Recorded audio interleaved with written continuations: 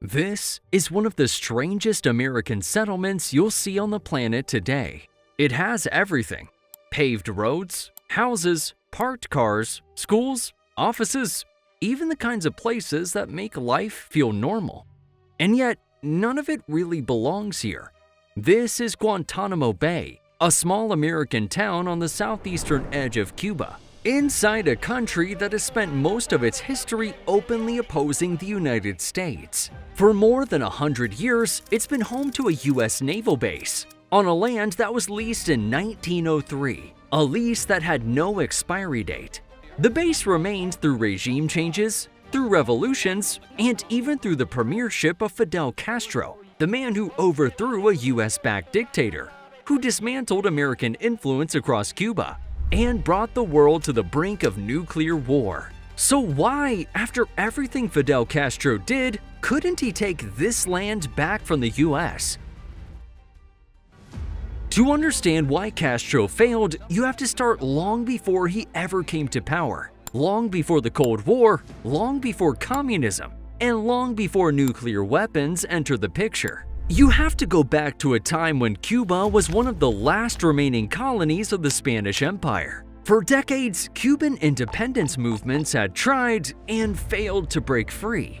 What followed was a brutal war that didn't just target rebels, but civilians who supported them. As reports of this violence reached the United States, public opinion began to shift. Pressure built in Washington, D.C. to intervene, driven by a growing desire to push Spain out of the Western Hemisphere altogether. That pressure pulled the United States into a war that would permanently shape Cuba's future. The Spanish-American War was short, decisive, and devastating for Spain. Its navy was destroyed, its colonial holdings collapsed, and by the end of the conflict, Spain agreed to relinquish what little empire it had left in the Americas. Cuba, at last, was free. But not entirely. American troops remained on the island after the fighting ended, occupying Cuba while its future was decided. And before withdrawing, the United States insisted on a set of conditions being written into Cuba's new constitution. They became known as the Platt Amendment. Officially, these clauses were presented as safeguards, meant to stabilize the young nation and protect its independence. But in practice, they did something else entirely. They gave the United States the right to intervene in Cuban affairs whenever it believed American interests were at risk. They restricted Cuba's ability to make foreign agreements. And most importantly, they required Cuba to lease land to the United States for naval stations. One of those sites was Guantanamo Bay. The lease on it had no expiry date, and it could only be terminated if both countries agreed. That single detail at the end would matter more than anyone ever realized. Construction at Guantanamo began in 1903. At first, it was modest: docks, storage buildings, barracks. But the location mattered far more than the scale. The bay was deep, naturally sheltered, and positioned perfectly to watch over the Caribbean. What began as a strategic foothold soon took on the shape of permanence, not as a military outpost, but as a functioning community designed to support it. And for Cuba, this arrangement wasn't immediately confrontational. Thousands of local Cubans crossed into the base every day to work there. They built infrastructure, staffed docks, handled logistics, and provided services that kept the station running. Wages earned at Guantanamo flowed back into nearby towns, tying the base economically to the very island it sat apart from. At the same time, the base became a key piece of American strategy. From Guantanamo, the United States could monitor shipping routes, respond quickly to unrest in the Caribbean, and project power without relying on European ports. It was close enough to matter and distant enough to operate quietly. For Washington, the base made sense, and for a while, so did the relationship that allowed it to exist. But as Cuba moved through a series of unstable governments in the early 20th century, the United States repeatedly intervened, sometimes openly, sometimes behind the scenes, shaping the island's political direction. That influence reached its clearest form under Fulgencio Batista, the man who maintained close ties with Washington and welcomed the American presence. Under his rule, Guantanamo was rarely challenged. The lease was honored, payments were accepted, and at the time, Guantanamo Bay wasn't controversial. It was simply there. But arrangements built on such convenience rarely survive shifts in power. In 1959, that balance collapsed. Fulgencio Batista fled Cuba in the early hours of the morning, leaving behind a hollowed-out state and a population that had reached its breaking point. In his place came a revolution that promised to undo decades of corruption, inequality, and foreign control. And at its center was a man named Fidel Castro, a Cuban politician and revolutionary who had immense support from the masses. Almost overnight, everything changed. The new government didn't see Guantanamo as a technicality or a leftover agreement. It saw it as unfinished business, a reminder that Cuba's independence had come with strings attached, and one of those strings still led straight to Washington. Relations deteriorated fast, diplomatic channels closed, trust evaporated, and each side began to view the other as a direct threat. Castro made his position clear. He argued that the lease was illegitimate. It had been signed under occupation, at a moment when Cuba had no real power to refuse. Whatever legal language surrounded it, the agreement no longer reflected Cuban consent.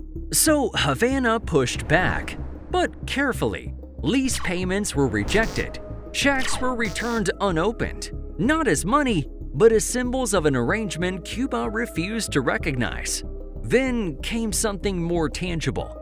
Cuba shut down the pipeline supplying fresh water to the base. For decades, Guantanamo had relied on Cuban infrastructure for something as basic as drinking water. Now that lifeline is gone.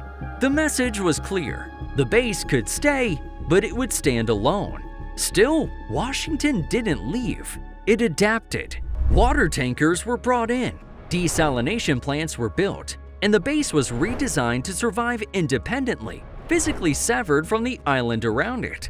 But as the political divide hardened, so did the physical one. Cuban forces planted dense rows of cactus around the perimeter, creating what became known as the Cactus Curtain. Beneath it, landmines were laid, turning the border into one of the most fortified strips of land in the Caribbean. But even as the Cactus Curtain grew thicker and the base became more isolated from the island around it, the real conflict was still simmering beneath the surface. Because for Fidel Castro, Guantanamo wasn't just a military outpost, it was a constant reminder that Cuba's revolution was incomplete. And to stop this, the United States tried something drastic.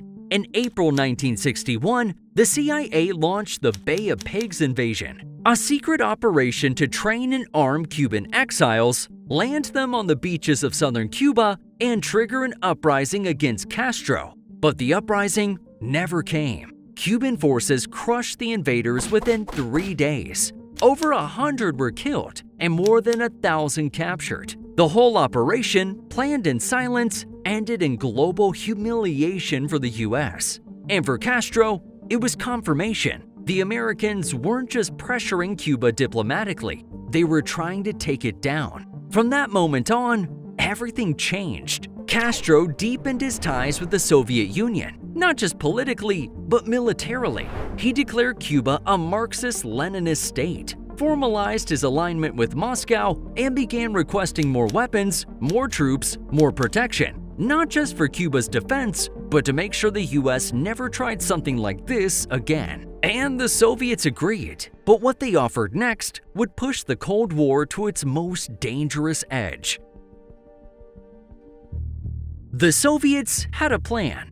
If the United States could station nuclear missiles in Turkey and Italy pointed straight at Moscow, then why couldn't the USSR do the same in Cuba? It would level the playing field, deter another American invasion, and most of all, it would send a message. The Cold War wasn't just about Europe anymore. It was now just 145 kilometers off the coast of Florida.